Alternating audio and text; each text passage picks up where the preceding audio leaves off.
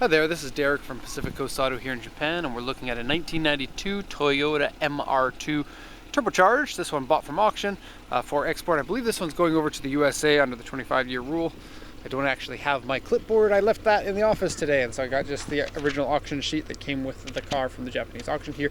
I'll go over this auction inspection sheet and I'll compare it to the condition of the car. It has 85,000 kilometers. It's a 1992.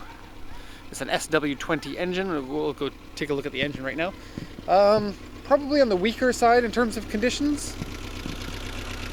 The engine is a little bit stumbly. It looks like it's possibly misfiring.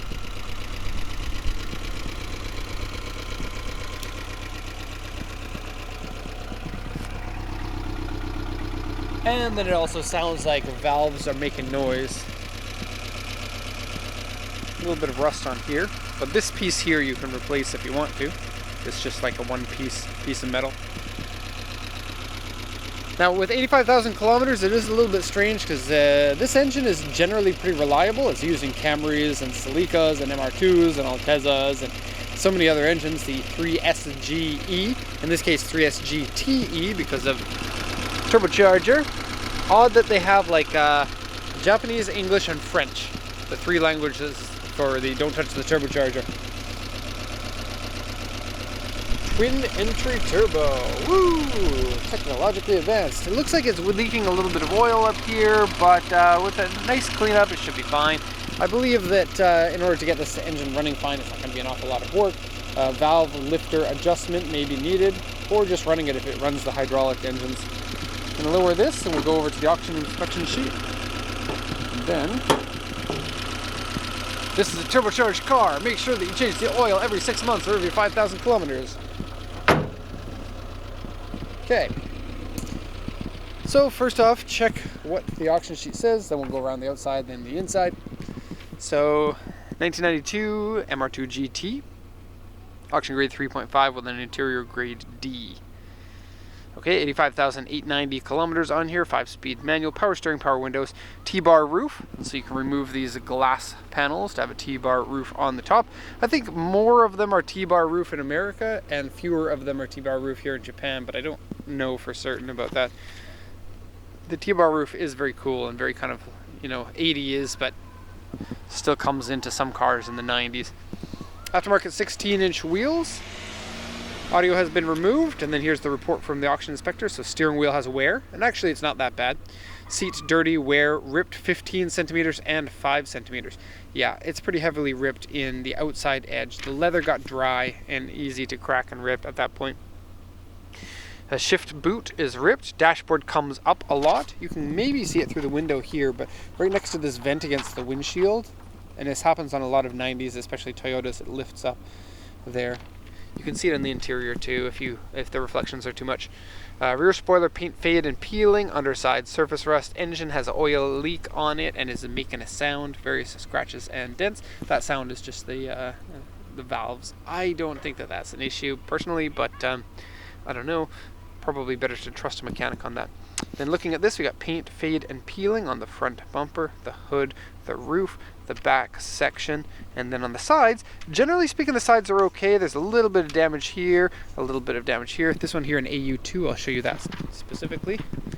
That's this one right here. It's probably this one and an AU3 on the side are the worst body damage aside from the paint being bad.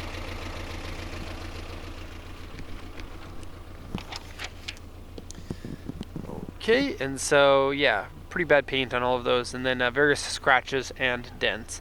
I already said that, didn't I? And paint peeling on the back bumper. So, yeah, really needs a repaint, but it is this really cool light blue color that I haven't seen before on an MR-2. Maybe it's more popular than I think it is, but I haven't seen it, and the rare colors of a car this old tend to add some value to it. Even if it has been repainted in the original color. Sometimes a color like this might have been a special option and then only a couple hundred of them were made in this color. That seems to have been a popular thing in the 90s with many Japanese cars. I do like the 16-inch wheels. I think it's a nice addition to the car. I don't think that they are too aggressive. I really like a 16 on this car because it's a small car, and you know, I do like really big wheels. I think that they look really cool, but for comfort and for kind of 90s look, a smaller wheel really does it for me. And I think original on this car were 15s. I got the headlights up, and the headlights retract properly. It also has those really nice yellow fog lights at the bottom. And this would be what they consider a Zenki model, or the early model. And so you get different headlights, taillights, markers, and stuff like that. Well, not headlights, they're the same, but like the little treatment things. A little bit of damage there. You can see lots of fade on this section here. And then a little bit of damage down here. Scratch there. There's like a fender liner piece that's inside the car there. It looks like this. That is, I believe, an original piece on this car, but I'm not sure. It might be aftermarket. And then there's a small dent here. Some touch-up paint here with a small dent. A few scratches there. MR-2 with a cracked paint. This decal looks really awesome, and I love what it says here. I don't know what it means. I don't know what a Lasser Alpha, what that is. But 3S GTE 2000cc twin cam 60 valve with ceramics, twin entry turbo, max power 225 PS, so that's like 220 horsepower at 6,000 RPM, max torque 31 kilogram meters at 3,200 RPM. And some chips down there. Also have some paint fade slash peeling there, and here, and on the back area, and on the trunk. This area looks like it has been repainted at some point. You can see the color of the bumper material before they painted it on there. I think the MR-2 is a really good looking car, appropriate size I think for a small two-seater. I think that they feel pretty good to drive. Toyota made pretty awesome cars of this generation, and the MR-2 seems to be something of a car that people forget about until they're like, oh yeah, I like that. And the engine is known to be pretty easy to modify, pretty reliable. It is the engine that they famously used in rallying that they were successful in. Here's what the real wheel looks like, and slightly narrower tires on the front, 205s here, 225, so 2 centimeters wider on the back there. And this is a functional scoop on both sides for your intercooler. It's fading on this. Okay, so door card is good. Here's interior. Here's the damage to the seat. You got a little bit of what looks like a mold here, but there's no smell of mold inside the vehicle, so I don't think I would be too concerned about it. Just wipe that off with some alcohol. Okay, so the seat is generally good in all areas except for this bolster.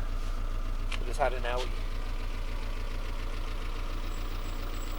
The nice thing is a lot of Toyota seats will fit in every Toyota car because they use a fairly universal amount. So almost anything from the 80s, even late 70s until the 90s. I'll show you the engine, the misfire. You can see it more when I step on the throttle.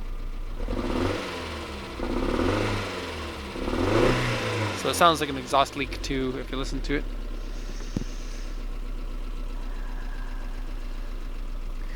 Interior is very 90s Japanese.